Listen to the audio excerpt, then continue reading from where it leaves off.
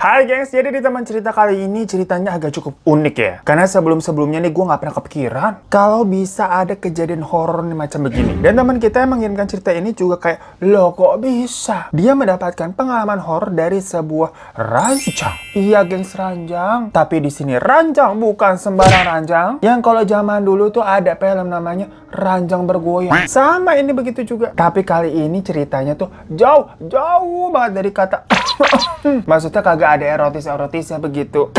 Dimana cerita kali ini tuh dikirim dari teman kita namanya Wahid. Yang mana awal semuanya ini terjadi sewaktu Wahid sama kakak-kakaknya itu ceritanya beliin rumah baru untuk ayah mereka di daerah Maja Tangerang sono katanya. Dimana tuh kita juga kurang ngerti. Nah karena judulnya nih rumah baru ya, pasti kan beli-beli furniture tuh buat ngisi rumah. Nah Wahid ini kebetulan anak ketiga dari 4 bersaudara. Dimana si Wahid sama kakak-kakaknya itu nggak tinggalnya di sana. Jadi yang tinggal di sana tuh yang di Maja cuma ayah mereka sama adik yang paling kecil, namanya Zahra. Kalau ibu mereka memang sudah lama berpulang ya. Nah di sana memang kamarnya itu hanya ada 2 yang diperuntukkan untuk ayah sama Zahra. Jadilah kamar yang untuk Zahra ini itu dibeliin apa sih namanya dipan susun gitu gengs, dipan tingkat. Yang mana dipan atau ranjang inilah yang jadi inti ceritanya. Nah jadi ini foto ranjangnya begini ya, tapi keadaannya memang sudah seperti ini, udah nggak dipakai. Karena nanti ya udah ceritanya kalian dengerin tuh kenapa nggak dipakai. Dimana si ayah beli si ranjang ini itu dari temennya, katanya jauh tuh di daerah Blora. Temennya soalnya jual murah. Jadi nggak tahu kenapa ya temennya ini katanya mau pindahan atau butuh uang begitu deh. Jadi dia jualin tuh furniture-nya termasuk si dipan ini. Nah kenapa si ayah itu mau-mauan beli itu dipan yang jatuhnya kan bukan baru ya? Jawabannya karena kualitasnya gengs, dari kayu jati asli yang solid. Wah mantep itu. Yang kalau beli baru katanya di taksir-taksir itu bisa harganya sampai 20 jutaan. Beneran kayu jati asli yang kayak berat banget. Nah ini sama temennya kayak, udah lu mau bayarin berapa terserah katanya begitu. Dan pas dilihat fotonya kondisinya bener-bener masih bagus, gus. Masih mengkilat juga tuh kayunya tuh. Dan temennya meyakinkan udah ini nggak ada cacat, nggak ada minus begitu kan, emang karena jarang dipakai. Masalahnya kalau misalkan beli barang elektronik, handphone second gitu dijual, dibilang mulus nih jarang dipakai nih masih bagus, iya kita percaya. Tapi kalau dipan gitu kan, ranjang tempat tidur jarang dipakai, kenapa tuh jarang dipakai? Ya mungkin aja ini aslinya dipannya itu mungkin untuk kamar tamu, tapi nggak pernah kedatangan tamu begitu ya, jadi nggak pernah dipakai. Ya intinya ayah di sini nggak mikir yang aneh-aneh lah. Coba misalkan lu mau beli dipan juga nih, atau beli apa, lemari, furniture-furniturean lah, beli secara second juga, pasti kan salah yang dilihatnya apa nih, kualitasnya masih bagus apa enggak, udah gitu doang kan. Ditambah si temennya ini ngasih bonus free pengiriman udah sampai tempat lu tuh ke Tangerang. Ya denger begitu si ayah langsung bungkus dari kayu jati asli solid loh. Hari gini mah susah nyari yang begitu, apalagi namanya juga orang tua suka banget furniture yang masih bagus begitu, kayu asli yang masih terkenal kokoh awet bertahun-tahun tuh kan. Kalau kayak produk-produk lama, nggak kayak furniture sekarang, maksudnya lah cepet banget rusaknya. Nah gua kemarin habis beli meja tuh baru dikiniin gitu kan,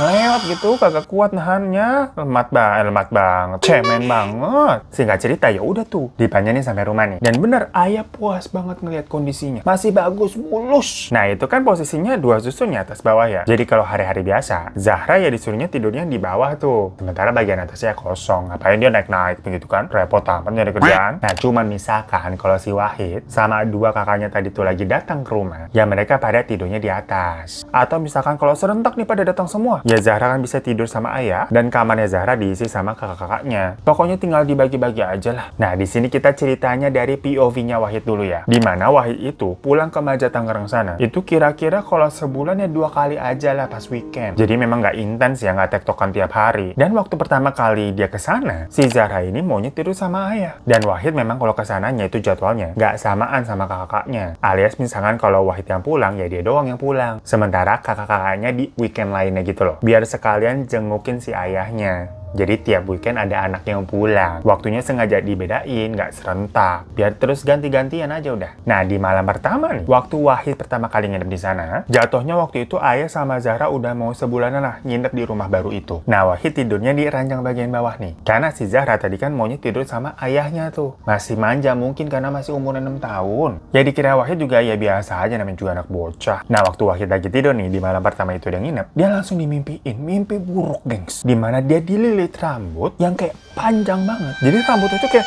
ular yang ngelilit badannya dia gitu. Sampai dia nggak bisa gerak dan sesek gitu rasanya. Nah, kalian pernah nggak kayak mimpi misalkan kayak jatuh gitu dari ketinggian, dari atas gedung atau dari jurang. Yang pas jatuh terus kayak kebangun kaget. Ngerasa kita kayak beneran jatuh, ternyata enggak. Nah, Wahid maksudnya posisinya juga gitu tuh. Jadi waktu dia mimpi dililit rambut, itu kayak dia nih spontan nih. Maksudnya langsung refleks bangun kaget, tapi pas bangun dikira sesek gitu, jadinya rep-repan. Nggak bisa gerak. Tapi dia udah sadar nih, kayak maksudnya udah bukan mimpi nih, udah bangun nih. Dan biasanya kalau orang rep-repan itu kan jatuhnya kayak apa ya, panik dan ketakutan sendiri ya. Sampai akhirnya dia mencoba menenangkan diri dan berhasil melek tuh. Nah, Wahid bangun terus duduk di ranjang itu kan sebentar. Ya dirasanya kayak rep-repan biasa aja. Kan emang rep-repan itu juga ada penjelasan medisnya ya. Dia keluar kamar tuh ngambil minum biar lebih tenang. Habis itu balik lagi ke kamar untuk lanjut tidur. Waktu untuk tidur kedua kalinya, dia dimimpiin lagi gengs hal yang sama. Badannya dililit rambut lagi kayak tadi. Jadi macam ini tuh mimpinya mimpi lanjut bersambung. Nah di sini Wahid lebih agak ketakutan. Karena dia nggak pernah nih mimpi continue begitu. Kayak, loh kok keulang lagi nih kejadiannya? Nah pas mau bangun, rep-repan lagi. Wah kenapa nih? Di situ dia baru mikir, ini nggak ada hubungannya sama medis nih, jangan-jangan ada mistis-mistisnya. Soalnya langsung kayak deg-degan gitu, ketakutan. Merasa emang ada nggak beres nih. Jadi kan pas diharap-repan lagi tuh yang kedua kalinya, dia kayak nggak bisa melek gitu kan, nggak bisa gerak, nggak bisa bangun. Susah banget. Lagi keringet dingin begitu. Tahu-tahu nih wajahnya kayak ada yang ngelus.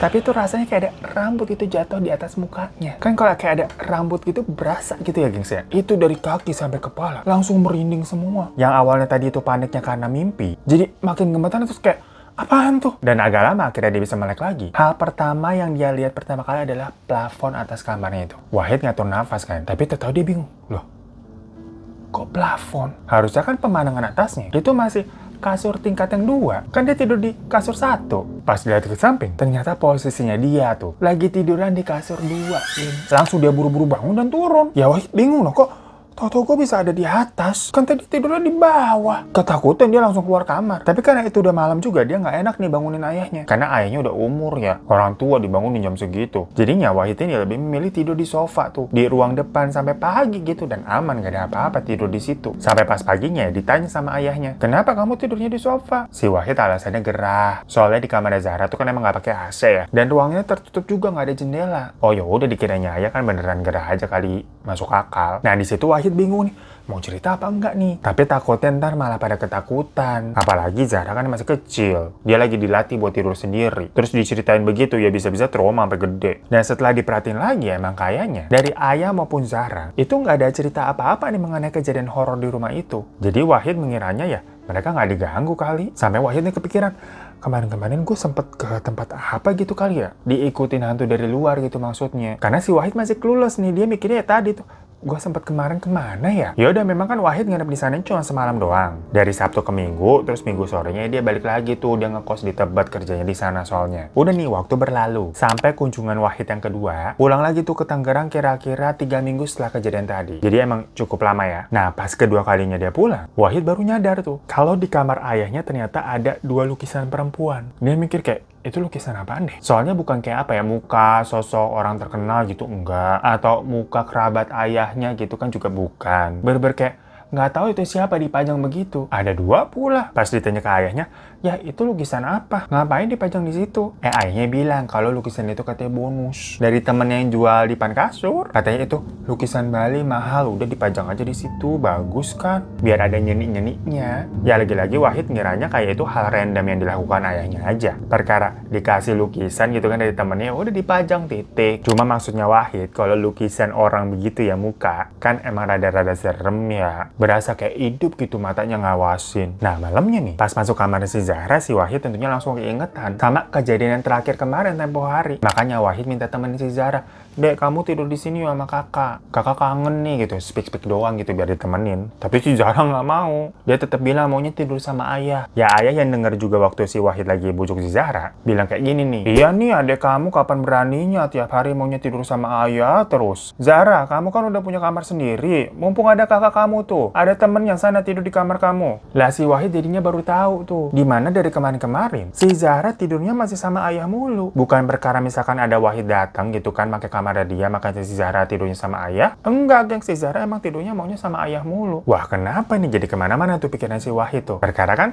terakhir kali emang dia mengalami hal-hal yang gak enak. Nah, tapi karena dibujuk sama ayah, dan Wahid juga bilang katanya, besok kakak jajanin deh, kalau kamu malam ini mau tidur sama kakak gitu. Zahra mau tuh akhirnya. Jadinya Zahra tidur di kasur bawah, yang emang harusnya kasurnya dia ya, dan Wahid di kasur atas. Pas tidur nih, si Wahid mimpi lagi dong. Tapi kali ini mimpinya bukan kelilit rambut, melainkan dia ngeliat ada sosok anak kecil hitam gosong berdiri aja gitu ngeliatin dia. Berber hitam legam gitu, gengs. Wahid lupa inget ya mimpinya kayak gimana ya waktu itu. Yang jelas abis ngeliat sosok itu, tahu-tahu badannya kayak bruk gitu, jatuh. Sampai dia kebangun nih, yang ternyata dia jatuh di lantai gitu, dari atas ke bawah. Ya berasa itu sakit, gengs, dari kasur atas tingkat 2. Lagi merintih begitu, ayah masuk nih ke kamar. Mungkin karena denger suara Wahid jatuh keras, segedubuk gitu. Kenapa anak kamu? Jatuh ya, aduh sakit, kata si Wahid kan. Oh ya udah, kamu tidurnya makanya di bawah aja, udah nggak usah naik ke atas. Si ayah bilang begitu tuh. Baru Wahid kan mau bilang kayak, loh tapi kan di bawah ada Loh, Zahra mana, kok nggak ada? Si ayahnya bilang, Zahra pindah tadi ke kamarnya ayah. Manja dia, maunya tidurnya di AC. Udah, makanya kamu tidurnya di kasur bawah aja udah. Lah ternyata si Zahra pindah diem-diem, gengs. Waktu Wahid udah tidur gitu ninggalin, asem banget ya. Entah emang karena maunya tidurnya pakai AC gitu kan, enak adem. Yang mana di rumah itu AC ya di kamar ayah doang emang. Atau Zahra juga tahu tuh kalau di kamar dia emang ada apa-apanya. Bingung kan si Wahid ya? Badannya kesakitan perkara tadi jatuh. Antara takut tapi campur kesel juga. Awalnya tadi dia mau tidur di sofa depan lagi tuh, tapi sebenarnya sofanya kayak apa ya, bangku keras gitu, gengs, dan space-nya tuh buat badan juga sempet, nggak enak lah tidur di situ. Terakhir yang kemarin Wahid tidur di sofa itu, dia bangunnya langsung kayak pegel-pegel kayak apa ya, orang salah bantal gitu, sakit nggak enak. Ya udah, akhirnya mau nggak mau dia tidur lagi tuh di kasur yang bagian bawah. Udah nih tidur gitu kan lama, nyenyak, bangun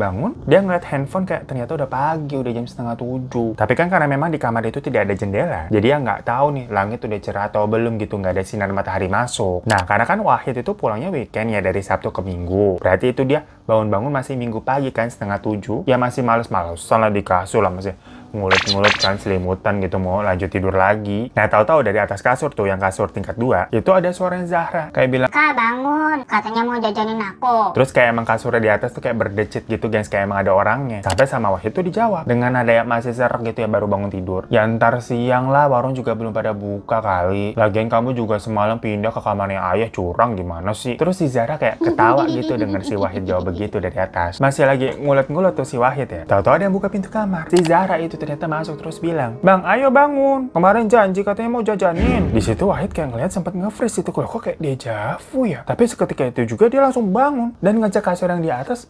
Nggak ada siapa-siapa, gengs. Jadi tadi suara siapa yang ngajak ngobrol? Wahid buru-buru tuh keluar kamar, langsung melek semelek-meleknya. Kagak jadi ngulet-ngulet lagi tuh malas-malasan hari Minggu. Dia mikir tadi kan, wah, lu apa gimana ya, baru bangun tidur apa gimana, itu suara siapa ya? Tapi memang Wahid mengakui dia ini agak hodop nih di sini nih. Maksudnya udah mengalami hal-hal begitu, tapi dia tetap tuh nggak nanya atau cerita-cerita ke ayahnya. Ya maksudnya tapi emang lebih takut kalau misalkan ayahnya, yang harusnya kan udah tua hidupnya tenang-tenang aja ya, masa ditambahin cerita-cerita horor. Tapi Wahid sempet nanya tuh ke Zahra, "Kamu kenapa sih nggak mau tidur sendiri? Maunya sama ayah terus? Kamu harus latihan mandiri dong." Tapi ya Zahra jawabnya kayak, "Di kamar ayah bisa ada AC enak gitu." Ya jawaban bocil, bukan bilang tau-tau kayak di kamar habisnya ada diganggu-ganggu setan gitu, enggak. Jadi lagi-lagi nih Wahid merasa emang apa cuma dia yang diganggu ya. Dan menurut Wahid, memang di kamarnya Zahra itu cenderung panas, agak sumpek juga karena ya itu nggak ada ventilasi, nggak ada jendela, jadi sirkulasi udaranya memang nggak bagus. Udah nih, lagi-lagi kan Wahid nginepnya semalam doang ya. Pas udah agak sorenya dia balik tuh ke Tebet. Besok pagi kan harus kerja soalnya. 2 minggu setelahnya kakaknya yang paling tua itu nelfon bilang kalau katanya ayah sakit, "Kamu pulang dong, ini kita semua mau ngumpul." Si ayah kayaknya lagi manja nih, pengen anak-anaknya semua kumpul. Ya udah bener, pas weekendnya pulang tuh si Wahid, dan di sana ada 2 kakaknya juga. Jadi numplok tuh semua dalam satu rumah. Kakak pertama namanya pokoknya Mbak Rara, dan yang kedua namanya Mbak Sofi. Dan bener si ayah nih sakit kayak kecapean, sama tensinya agak tinggi. Tapi pas anak-anaknya udah pada pulang nih, seneng dia, langsung nggak lemes lagi kayak orang sehat, langsung ngajakin jalan-jalan gitu, keluar makan. Ya biasa emang penyakit orang tua, pengen diperhatiin aja sama anak-anaknya biar pada kumpul gitu kali ya. Sampai malamnya habis mereka udah pulang makan nih, Wahid dan kakaknya itu ribut. Bukan ribut apa-apa sih, ribut masalah tempat tidur. Ini pembagiannya gimana nih? Dimana si Wahid bilang, "Ya udah gue tidur sama ayah di kamar." Zahra tidur tuh di kamarnya, di kasur atas, sementara kakaknya di kasur bawah. "Oh nggak bisa begitu," kata kakaknya. "Mana cukup kasur di bawah tuh diisi 2 orang. Itu kan soalnya kasurnya ukuran single ya. Jadinya kayak empet-empetan banget. Dan si Zahra yang masih kecil ikut-ikutan ribet. Dia langsung lari ke kamar ayahnya, nggak mau. Langsung ngadem tuh nyalain AC. Jadi akhirnya ya udahlah, Wahid yang sebagai laki-laki tidur tuh di sofa. Dikira udah kelar dong, berarti kan kakak-kakaknya tidur di kamarnya Zahra kan, atas bawah. Ternyata dari dalam kamar, suara Mbak Rara sama Mbak Sofi masih ribut aja tuh di dalam. Masih kedengeran berdua tuh. Sampai mungkin ayahnya juga dengar. Akhirnya ditanya tuh sama ayahnya, kenapa sih kalian? Dari tadi pulang semuanya ribut terus. Perkara mau tidur dong di mana? Udah tinggal tidur aja sih. Ternyata memang si Mbak Rara sama Mbak Sofi itu ngeributin nggak ada yang mau tidur di kasur atas, guys. Nah si ayah kan nanya, emang kenapa sih? Akhirnya Mbak Rara sama Mbak Sofi itu bilang kalau di kasur atas ada penunggunya ya. Nah si Wahid yang denger begitu langsung kayak, loh, ternyata bukan gue doang dong. Nah ini kakak-kakak gue juga ternyata ngerasain. Tapi emang cuma pada nggak cerita juga. Pokoknya di situ merasa si Wahid berarti bukan hal, Bu. Tapi kalau si ayah yang denger begitu, lain ceritanya, gengs. Kayak apa-apaan sih kalian, udah gede, udah pada tua-tua. Ngarang-ngarang cerita begitu-gituan, mana ada horor-hororan di sini. Udah, ayah aja yang tidur di kasur atas. Sambil nadanya emang kayak marah. Perkara denger anak-anaknya pada ribut, udah malam, udah pada gede gitu kan, ributin ranjang, macam anak bocah. Akhirnya udah ayah tidur tuh bener di kasur atas. Tapi Wahid tetap memilih tidurnya di sofa. Karena kan terakhir dia tidurnya di kasur bawah. Itu menurut dia tetap juga digangguin. Waktu di atasnya ada yang ngajak ngobrol tuh kayak suara Zahra, ternyata bukan. Sama yang dia tahu-tahu dipindahin ke atas, itu gimana caranya nggak tahu. Nah sementara Zahra, Mbak Rara sama Mbak Sofi itu jadinya tidur di kamarnya ayah tuh bertigaan pakai AC. Jadi si ayah ini tidur sendirian di kamarnya Zahra ya, dan tidurnya di kasur atas pula, padahal kasur bawahnya kosong. Nah si Wahid tuh masih belum tidur tuh sampai kira-kira setengah 12-an, masih sambil kayak nonton TV gitu kan, tiduran di sofa. Toto ada suara si ayah kayak teriak, gitu. Ya kaget lah, sampai kakak-kakaknya juga pada kebangun denger suara si ayah teriak-teriak begitu, pada lari nyamperin, dan dilihat si ayahnya kayak ketakutan gitu di atas kasur. Ya kenapa ya si ayahnya langsung bangun dan turun tuh dari atas, nyibrit keluar kamar, nggak bilang apa-apa. Itu ayahnya nggak pernah begitu loh. Pas udah di luar kamar dia bilang kayak, nggak bener itu kasurnya, nggak bener. Sampai geleng-geleng panik dan merem gitu si ayah tuh. Dan malam itu juga si ayah jadinya demam. Akhirnya semua anak nih nggak tidur, kecuali si Zahra ya, yang posisinya dari tadi dengan polosnya masih tidur nyenyak, nggak kebangun waktu ayahnya teriak juga ya. Dia tidur aja tuh si Zahra tuh. Sementara yang lainnya jadinya ngurusin si ayahnya jatuhnya demam gitu, menggigil. Mereka juga nggak langsung berani nanya macam-macam ya. Soalnya selain itu kondisi udah malam, si ayah juga kayak terusan kayak merem terus kayak menggigil gitu. Akhirnya dirawat tuh sama Mbak Rara di dalam kamarnya ayah. Sementara Wahid sama Mbak Sofi itu di sofa tuh ngobrol-ngobrol. Si Wahid langsung nanya, Mbak ternyata juga digangguin di situ yang ngerasa. Jadi nih menurut Mbak Sofi, dia sama Mbak Rara itu juga emang selalu diganggu kalau tidurnya di kasur bagian atas, gengs. Tapi kalau di bagian bawah menurut mereka gangguannya tuh nggak se-ekstrim kalau mereka misalkan tidurnya di atas. Jadi nih kalau versinya Mbak Sofi, waktu dia tidur di kasur atas, itu dia bener-bener diliatin, gengs. Jadi sama tuh awalnya rasanya rep-repan, tapi pas bangun ternyata di perutnya itu lagi didudukin sama sosok hitam gitu, gengs. Nah waktu dia tidurnya di kasur bawah, dia cuma rasanya kayak ranjangnya nih kayak ada goyang-goyang dan tercium bau gosong tuh di kamar. Cuma ya udah gitu aja, nggak se-ekstrim tadi tuh didudukin. Kan malas banget ya, serem. Sampai emang dicek tuh di atas plafonnya, itu kayak ada hitam-hitam, dikira bekas bocor rembes gitu jamuran. Tapi ternyata enggak, itu bukan rembes, gengs. Emang kayak ada bekas apa ya, misalkan kalau kayak kena api kan kayak gosong-gosong kebakar gitu ya. Nggak tahu kenapa bisa begitu. Masalahnya bekasnya terus-terusan ada, itu nggak hilang maksudnya. Nah tapi kalau Mbak Rara tuh lebih parah. Dia pernah kakinya tuh tarik gitu waktu dia tidur di kasur atas tuh, sampai dia mau jatuh ke bawah. Tapi si Mbak Rara ini malah nantangin. Soalnya sifatnya emang kayak agak lebih jagger. Namanya juga kakak pertama. Cuma abis ditantangin begitu, Mbak Rara langsung ciut. Soalnya waktu pas dia tidur, dirinya nih rep-repan. Tapi rasanya kayak badannya nih dari atas sampai bawah kayak ketutupan rambut gitu, guys. Kalau Wahid tadi kan rasanya di muka doang, ini enggak, kayak beber ditumplekin rambut. Ya pokoknya dari situ mereka berdua nih, Mbak Rara sama Mbak Sofi, nggak mau tidur di kasur atas. Walaupun di kasur bawah juga jatuhnya digangguin ya, kayak nyadar di kasur atas nih kayak ada apa-apanya gitu. Tapi ya nggak se-ekstrim itu gangguannya kalau misalkan beber tidurnya di kasur atas. Ya habis mau tidur di mana lagi, nggak ada tempat. Dan mereka kalau ke sana kan nginepnya kayak si Wahid tuh semalam aja. Jadi kayak dikuat-kuatin aja lah udah. Yang penting kan jenguk sama ngerawat si ayahnya sendirian. Si Zahra kan masih bocil soalnya. Intinya mau nggak mau. Dan kalau ke sana kan mereka gantian. Misalkan weekend 1 Mbak Rara, besokannya weekend 2 Mbak Sofi, minggu depannya weekendnya lagi tuh baru si Wahid. Selalu kayak begitu kan. Ya udah dari kumpulan cerita-cerita kakaknya itu, akhirnya ditarik kesimpulan lah. Kalau berarti nih yang horor nih kasur atas nih. Nah besok paginya, waktu si ayah nih demamnya udah gak turun, dia cerita akhirnya kalau semalam dia mimpi ketemu sama seorang wanita rambutnya panjang, waktu itu lagi nyisir katanya, gengs. Tapi entah kenapa si ayah ngeliat sosok itu tuh merinding bawaannya. Dan waktu si ayah mau bangun, ayah ngeliat muka wanita itu langsung di depannya waktu meles. Makanya teriak-teriak. Lah maksudnya nih, mereka nih satu sama lain, termasuk sama si ayah, itu kan sebelumnya nggak pernah cerita-cerita ya tentang penampakan yang mereka lihat tuh gimana loh. Kok ini ceritanya tuh pada match sama diliatinya sosok wanita rambut panjang sama anak kecil hitam tuh kalau berarti versinya Mbak Sofi sama si Wahid ya. Nah serunya lagi nih gengs ya, hari itu kan hari Minggu, karena dari kemarin si ayah ini sakit, makanya anak-anaknya pada kesana. Berita ayah sakitnya ini juga sampai ke salah satu saudara mereka yang tinggalnya ya di daerah situ juga. Nah ceritanya di hari Minggu itu ternyata saudaranya mampir tuh ke rumah buat jengukin ayah lah, bawa buah. Nah si saudaranya ini punya anak kecil umurnya 5 tahun, beda setahun doang sama si Zahra. Cuma ya akhirnya mereka kan main bareng kan, berduaan tuh di dalam kamarnya Zahra main-mainan. Sementara yang lain pada ngobrol-ngobrol tuh di sofa. Ya ngobrolin hal-hal yang general ya, bukan hal-hal yang horor enggak. Nah pas saudaranya mau pulang, si anaknya ini nanya tuh ke emaknya, "Bu,